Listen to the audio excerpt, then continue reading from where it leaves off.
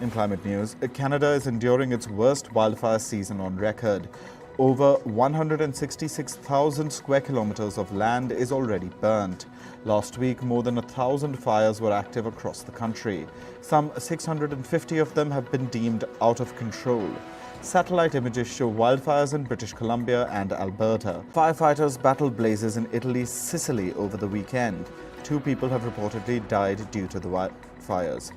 Hundreds of tourists were evacuated from a hotel in a well-known tourist area. Over 300 firefighters have been deployed to take control of the situation. U.S. Atlantic coast witnessed heavy downpours and strong winds that caused flooding and widespread power outages.